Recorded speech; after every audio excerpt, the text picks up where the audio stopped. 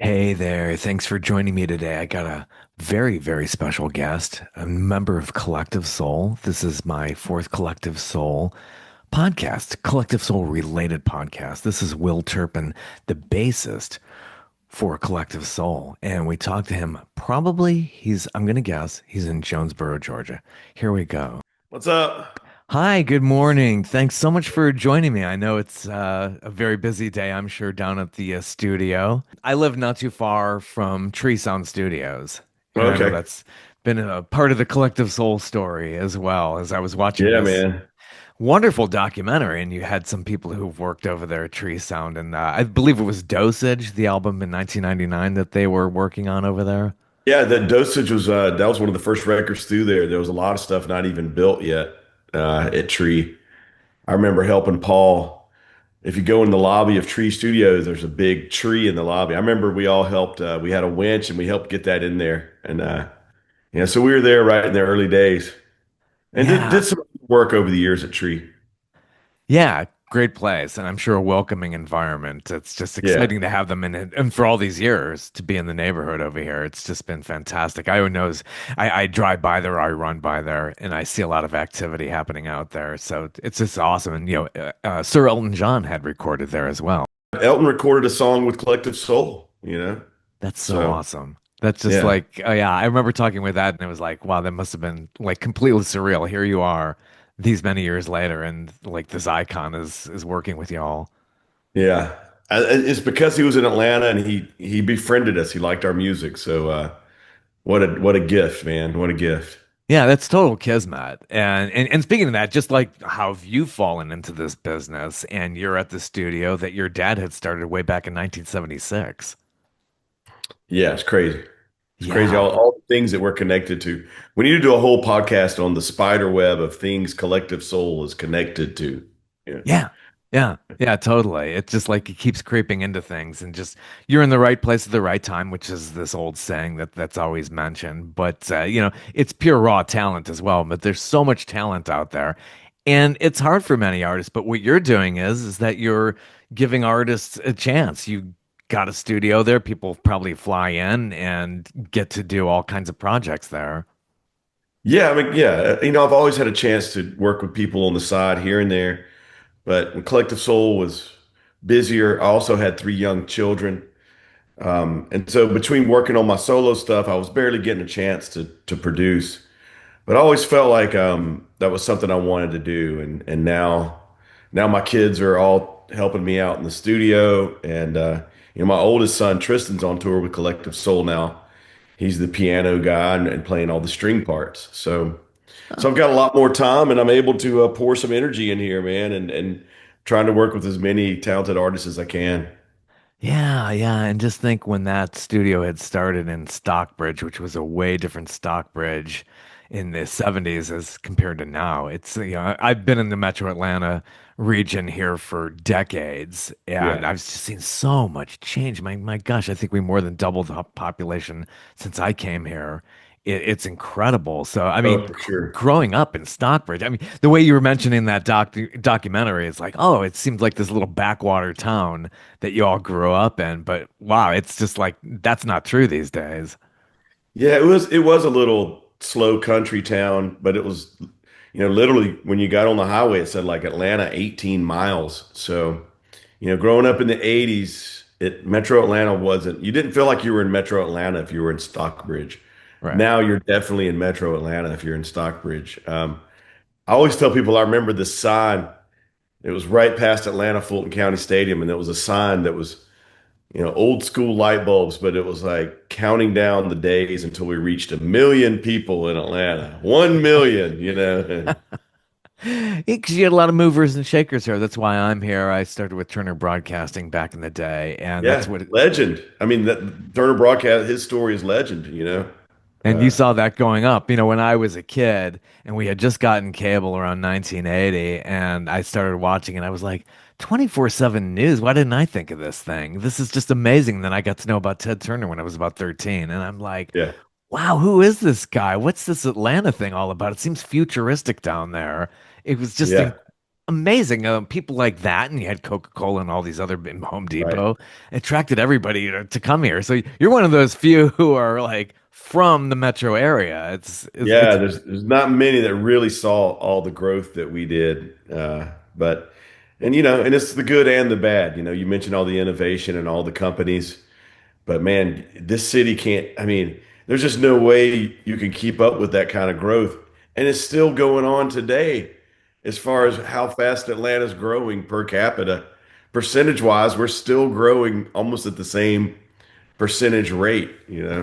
it's a victim of its own success because you know how Yeah. hard it is to Well, get around there's here. always going to be positives and negatives to all that. Oh yeah, yeah, for sure. But it's all been amazing. And then the Olympics and all these World Series and even appearing in the Yeah. Super Bowl. It's incredible all the stuff I've seen all these years. But Collective Yeah. Soul and seeing how that had grown in the 90s and your story, like again, Give Me a Word is a fantastic documentary. Joseph Rubinstein is your director for that. Yeah. And very well edited because I'm a video editor by trade and producer. So I'm just like impressed how this story has come together and all the things you included in that documentary or Joseph included. Yeah. Joseph did a great job. We call him Joe. I guess he wanted his official name on the documentary. Yeah, But Joe did a for great sure. job. He was able to ride the line between being, just a fly on the wall and trying to capture great moments to every now and then directing us and telling us what we need. And, we're going to go for this here, go for that there. But yeah, Phonetics, the production company, they did a great job, came in at the right time. We had started trying to collect archival footage. We had started some interviews with a friend of ours in Atlanta, Mill Cannon. Uh, but we soon realized we're not a production company and we needed help.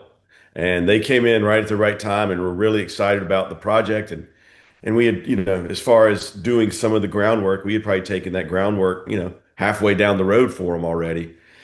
And then once Joe got involved, and the idea was, okay, we're going to be in Palm Springs at Elvis's house.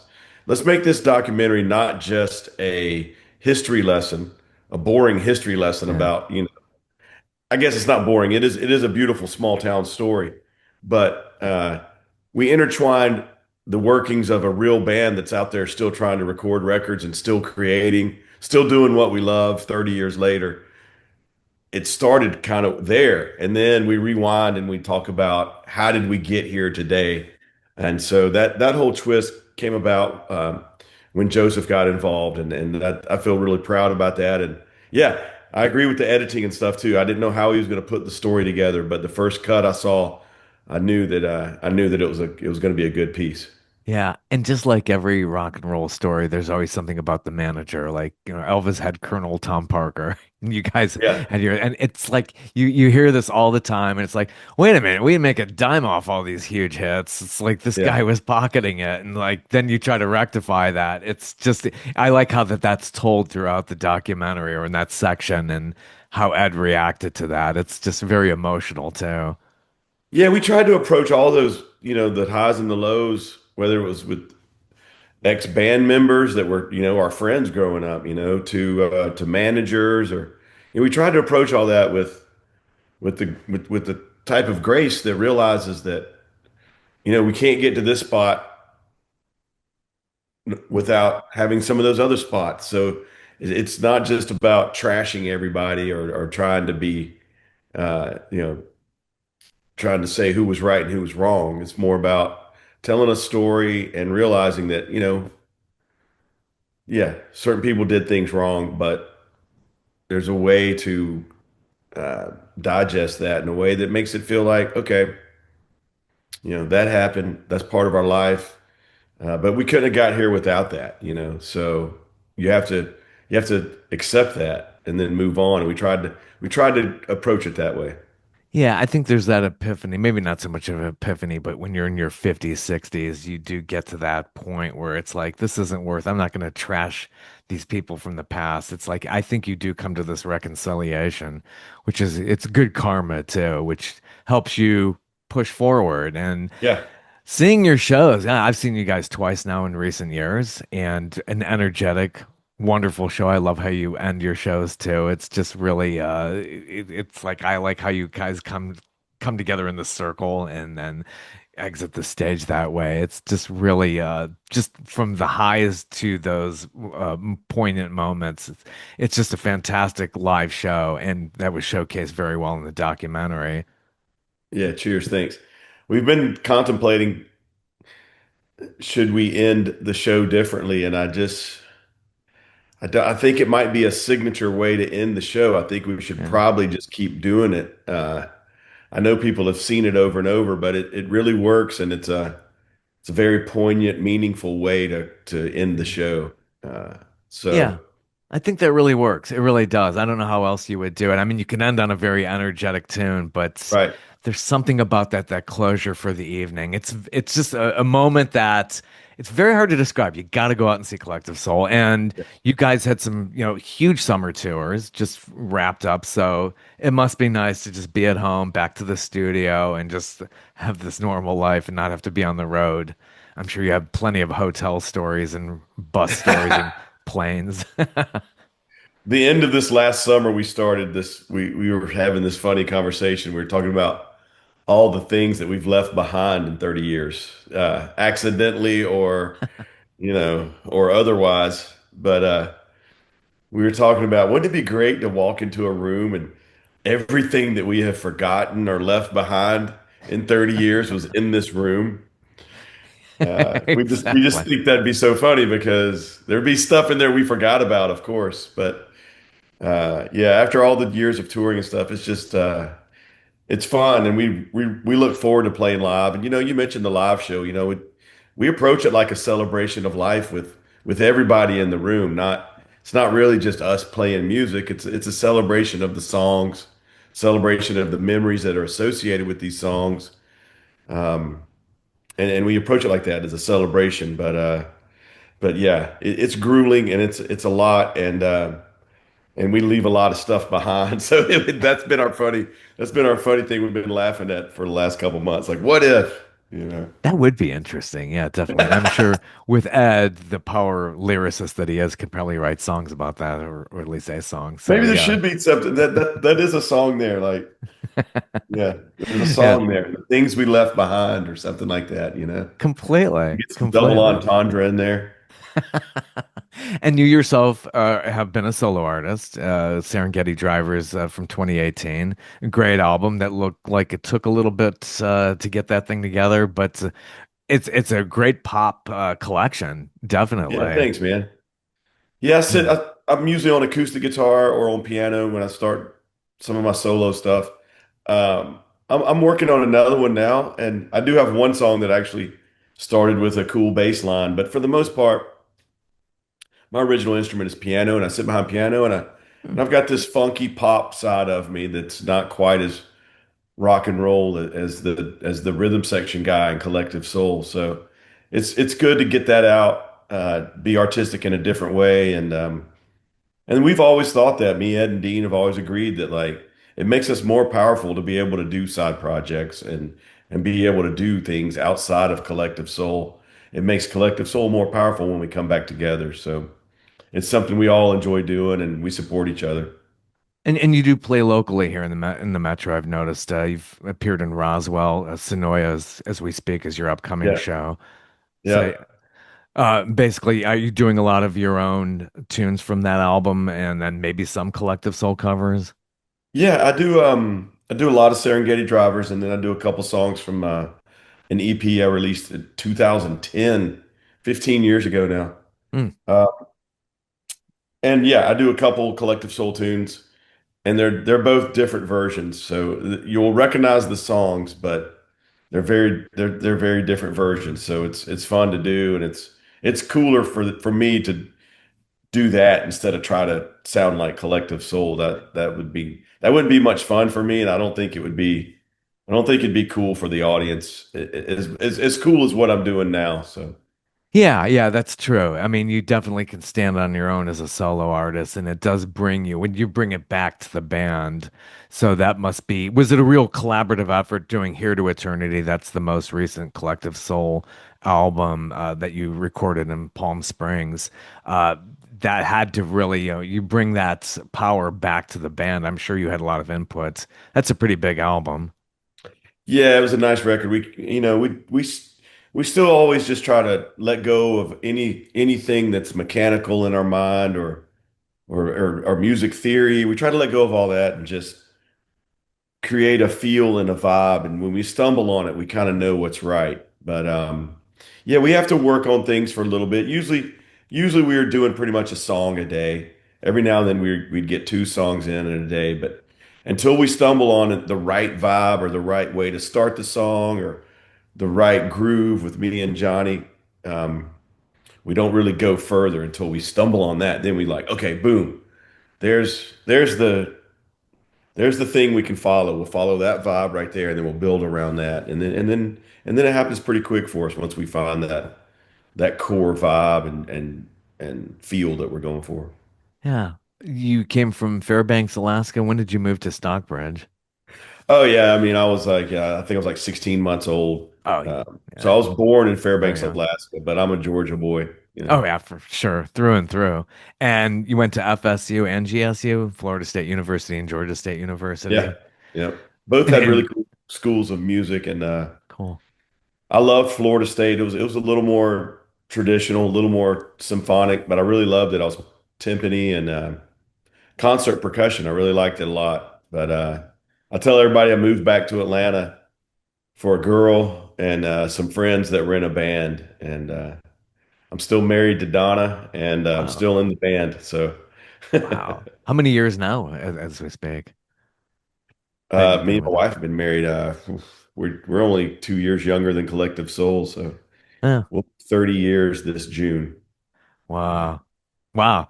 Yeah. I mean, just to have heard your first single on the radio must have been terrestrial radio, which was a big thing, back then. Now it's like, and, gosh, everybody's all over the place now, every streamer that you could possibly think of. But back then, there's that special moment. I'm sure that had to be like, wow. Do you remember that moment where you heard Collective Yeah, Soul? there's the story of us driving down to Orlando because the first commercial station to play our song was a radio station in Orlando. Mhm. Um, Album 88 in Atlanta had Oh, started that was playing big. it, and they were getting phone calls off the hook, but nobody commercial was had picked it up in Atlanta. 99X would have been soon to add it, but the first one was Orlando, and we drove down to do a show in Orlando, and we heard it on the radio, and yeah, that was a big, very big moment. We heard it on the radio, all in a van, and yeah, man, that was a really good moment. But that was a definite stepping stone and a moment where we thought, okay, there's that. Now what's next? And we kind of we still live that way. What's next? Yeah, and that kind of gets covered in the documentary about how Album 88, which was back then, just like would break these artists and people would come in with their actual People would listen tapes. to Album 88. Yeah, Yeah. Yeah. It gave people a chance back then. And, you can come in and yeah, DJ would say, "Hey, let's do this." But it had to be pure magic. And then years later, the single Shine is covered by Dolly Parton of all people, just because right, her husband was very much into pop music at that moment. right. Yeah, Yeah, man. yeah. That's another connection. Is that song becomes Dolly Parton's husband's favorite song, and she dedicates it to him and records a version and gets Grammy for vocal performance of the year.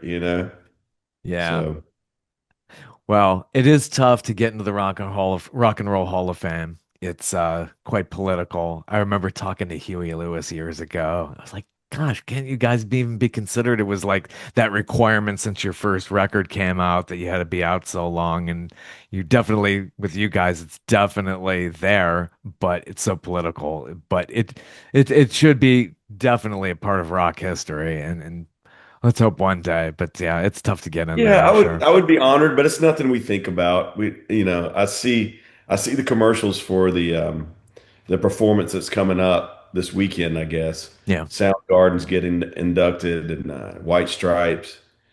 Uh, but it's nothing we think about a whole lot. But I'm sure you can make a case for Collective Soul. Yeah. Yeah, it's part of our culture. It's part of the American fabric. It really is. I mean, now it's appearing in commercials too. Yeah, the Amazon commercial, and down here in Atlanta area, the Truist Bank has been using some of Shine. So it's just kind of interesting to see that, it really does. It's not about selling out, really. It's we relate to it. And you Yeah. remember when you first heard Shine, wherever you were. I mean, it's one of those things. It's a riff that you had never heard before. It's just something that was, incredibly groundbreaking. Yeah, the way it went down, it's I think that was there was something to it. It was kind of considered a demo. We considered it a demo a little bit, and we thought if we got signed to Atlantic Records, we'd re-record it. And Atlantic was like, "No, no, we're not re-recording this." And then our rebuttal to that was, "Well, okay, well, you got to let us go back in the studio as soon as possible, and then you're going to release a record for us a year later, right?" And they said, "Okay," and the blue record was out 1 year after that red record, and both of them had rock songs of the year on each one of those records. December in '95 became rock song of the year that summer, and the year before that, Shine was rock song of the year. But I think if we would have re-recorded Shine, I don't think it would have had the impact. We'd have changed the tonality a little bit just just by virtue of re-recording it. Nothing's going to be exactly the same. Um, and it didn't sound like anything else by the way it was recorded. It was kind of recorded more as a demo. But that's what made it sound like totally different than anything else that was on the radio. So it's crazy how that comes together like that. And what's also noted in the documentary is how you all went independent, which was before, a lot of people were doing that in the early 2000s. That was a really tricky thing. You didn't have all this fancy technology that we have now that helps Right. people much easier become independents. And it was Mhm. great that you included, the folks who've helped you go along that route. And you've been creating ever since, even, well beyond that Yeah. 7 year edge. Yeah. Yeah. Yeah, that we just felt like there was a little bit of a leap of faith, but somewhere we felt pretty confident about our decision. And it wasn't like we made our own label or we were the independent label. We got lucky enough to meet with some professionals that knew exactly what they were doing. Fred Crochelle, and without Fred, you know, I don't know if there would have been somebody else that could have done it like he did it. I'm pretty sure there's nobody else that would have been able to do it like he did it. So yeah, we went gold on an independent label. We sold 500,000 copies on an independent label and had some hits on that record. Um, so yeah, that was a big leap of faith, and yeah, I think the documentary would have been remiss if we wouldn't have made sure people remembered that because now it's so easy to be independent. But Exactly. Yeah. it was People have different their back own, then. yeah, their own studios and stuff, but nothing like reel to reel studios where you can get master engineers in there and can work on your project and probably have an amazing sound, I'm sure. Little bit of history on the walls too. But yeah, man, this room's great, man. It's a great room. And Yeah. there's technically two studios in here. It's a really cool setup. Nice. And you're doing what you love. I mean, that's the whole thing. It's so inspiring to talk with folks like you. It's just you've really just whether it's fame or not, it's not about that and the money and all that stuff. It's just really the passion. And not everybody really gets to do that. So it's really inspiring to see that for sure. And Yeah, I feel, very blessed and lucky to be able to make music and perform live with my friends still. We still get that feeling when we're playing live in front of people. We still get excited. So I'm blessed. it's a faithful audience. I've noticed that both times I've seen you. It's just you definitely pack it at Ameris Bank Amphitheater up here in Alpharetta, and definitely the crowd loves it. You usually co-headline. Last time was Yeah. with live. It's just really awesome to see you all, and mixing it up with people like Edwin McCain, who's just a Yeah. wonderful Good guy. buddy. A good Yeah. friend. Matter of fact, Edwin's doing we're doing 3 nights at the Venetian in Vegas, and Edwin Cool. McCain's going to be our special guest for that also. So that's the very end of January, first weekend in February. Um, we're trying to see if we can't, maybe one day build up to where we could actually have a real residency. I don't know if 3 nights counts as a residency, but Hmm. we're trying to get there. Close, yeah. Almost getting to Elvis's level, but yeah, that's fantastic. You'll get there. Love it. I love how that was included in the documentary, and then also seeing the whole Elvis, that fake Elvis walking by and by the chapel and everything. It's just Yeah. check it out. Yeah, definitely. And it's on Amazon Prime or wherever you get your Prime, videos. Apple. If you search Collective Soul documentary, it pops up. But you've already mentioned it a couple times. It's titled "Give Me a Word." The first Sweet. line from Sean. You know. Yeah, beautiful. Beautiful. Love seeing you guys in concert. It must be real surreal when that camera hits you in the show. It's like, you're up on the big screen. You never thought, like, back in the day, they didn't even have video crews. But like Right. these days, everybody's face gets up on there. It must be like, you must feel 20 feet tall when you're up there and they mention you. It's fun. We love it. We love the amphitheater summers, and we like playing the theaters too. Our crowd. You mentioned our crowd. They're very they know the songs. I don't think there's Oh, a yeah. single Collective Soul song. There's no deep cut we could play that 80% of the crowd wouldn't know. And Yeah.